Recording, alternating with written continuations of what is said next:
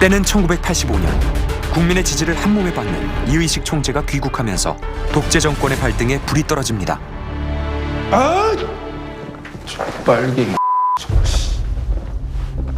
야, 어떻게 엮을 방법이 없어? 일단은 나다니지 못하게 가택 연금을 시켜야겠습니다. 그러다 기회봐가 빨갱이를 엮는 겁니다. 뭐라도 해야 했던 정보당국의 김 실장. 빨갱이? 지방으로 좌천된 도청팀장 대권을 급하게 불러들이는데요. 이의식이 이 대통령 출마 못하게 확실하게 마크하고 나랑 같이 청와대 가자.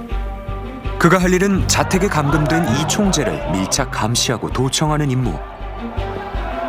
아니 뭡니까? 여기 지나가면 안 되는 거 몰라요? 예. 여기 예.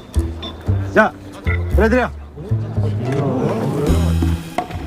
사실 총재의 옆집에는 이미 전담 도청팀이 상주하고 있었죠. 하지만 음지에서 일하고 양지를 지향하는 애국자들의 충격적인 실태. 환장하겠다. 환장하겠어. 뭐야 이거? 게다가 저기 하와이 저 와이키키인데요. 우리 직업이 이게 비밀이잖아요. 그 가족들한테 편지 보낼 때는 외국인 것처럼 이렇게 막 사진 찍어가지고 보낸. 국민의 혈세가 살살 녹는 현장에 전문가의 손길이 등판합니다.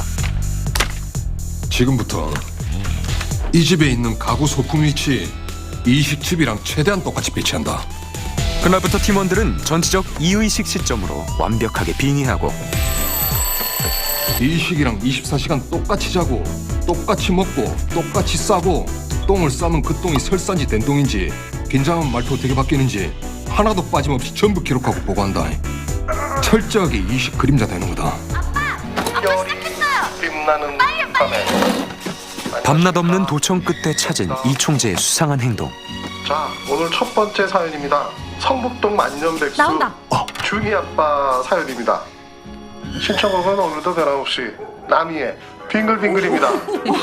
바로 라디오에 언제나 같은 노래를 신청한다는 거였죠. 그런데 이게 사연이 아니라 암호입니다. 흔한 신청곡에 상상도 못했던 정체. 그저 바라만 보고 있지. 그저 눈치만 보고 있지. 오늘 아무가 있다입니까? 이거 눈치 보지 말고 빨리 행동하라는 얘기잖아요. 무슨 행동? 막 그 데모 같은 그런 거요? 농댕. 코에 걸면 코걸이인 기적의 논리 앞에서 의문의 일패를 기록하게 된 건 인기 가수들이었습니다.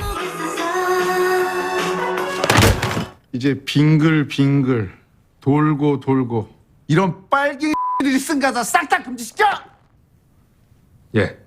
그러던 어느 날 아빠, 엄마가 담벼락 좀 봐달래요. 응, 그래. 네. 불현듯 도청 장치가 먹통이 되고 나갔나? 이 총재의 집에 몰래 잠입해서 장비를 회수하는 수밖에 없습니다. 아니, 거기는 그 개구멍 아닙니까? 그냥 본 겁니다. 장독대로 가면 되겠네. 바로 그때 거기 누구 계십니까? 말소리가 들린 것 같은데. 신분이 노출될 위기에서 서둘러 은폐, 엄폐하던 찰나 거기 흑손 좀 던져주시게. 더 이상 못 들은 척할 수도 없는 상황. 제막고는 뒤집어라. 아, 설마 그게 실제로 일어난 걸까요? 죽은 거 아니에요? 감독은 아이러니한 설정을 즐겨서 다룹니다. 전작인 7번 방의 선물에서도 지적 장애인에게 누명을 씌운 바깥 세상보다 교도소 내부를 훨씬 더 따뜻하게 그려냈는데요.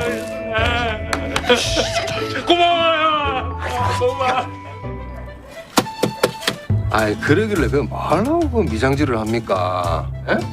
이 장면에서도 감독은 고작 담벼락 너머에 가까운 이웃도 때론 국경선 너머의 적들처럼 멀기만 했던 시대의 아이러니를 시각적으로 표현하고 있죠. 그저 바라만 보고 있지. 그 노래 그 금지곡이라서 그 부르다 걸리면 그 끌리갈 낀데. 이거 안 보이소? 첫날 만날 도청해봤자 실적은 시원찮기만 하고 간첩 조직. 이 시기 간첩을 엮읍시다. 에? 결국 조작이라는 카드를 만지작거리던 그때 왜?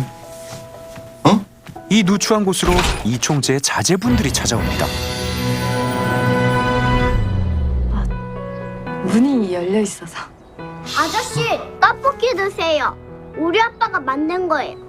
그런데 애들이 왜 이렇게 늦어? 여수 때 아빠 무슨 아빠? 빨리. 야너 들어가는데 그만 너 들어가. 일개 어린이에게 뚫려버린 정보기관의 구려. 게다가 입에 맞을 줄 모르겠네. 아빠다. 딱 걸려버린 도청의 현장. 분명히 아빠 목소리였는데. 입에 맞을 줄 모르겠네. 도청 빼고는 못하는 게 없는 재능 부자 요원이 팀을 구하고 이 아저씨 목소리야. 이렇게 해서 간첩 조작도 난감해진 상황. 얼굴도 다 알아버리고 이제 어떻게 해요? 누군가 이총재 집에 방문해서 가짜 증거를 심어야 하는데요. 감자 삶아라. 결국 누추한 분께서 귀하신 곳에 직접 찾아갑니다. 어머니가 이 빈저씨는 꼭 채워서 돌리시는 거라고 기가 따갑게 말씀하셔가지고. 어서 들어오시게. 하지만 산전수전 다 겪은 정치인의 촉이 얼마나 무서운지는 그때 미처 알지 못했죠. 뭐 가족들하고는 같이 안 사는 모양이지? 이제 제 와이프랑 그 아들내미는 부산에서 지금 살고 있습니다. 그럼 여기는 뭐 회사인가? 질문은 깜빡이도 없이 치고 들어오고 아들내미 그러더라고. 전축 같은 것도 많고 전화기도 여러 대 있다고. 됐다. 네, 그 뭐 음향, 뭐 전기 이런 거 그 연구하는 곳입니다. 거친 생각과 불안한 눈빛과 그걸 지켜보는 이총재. 잠시만 기다려볼게. 임자 만났다는 표정과 함께 자리를 비우는데요. 눈치챘어. 저 눈치챈 거야. 눈치챘어. 아니야 봐 방법이 있을까 아직 아니야. 연기가 부자였어. 들통난 거라면 하루빨리 이총재를 잡아 가두는 게 살 길.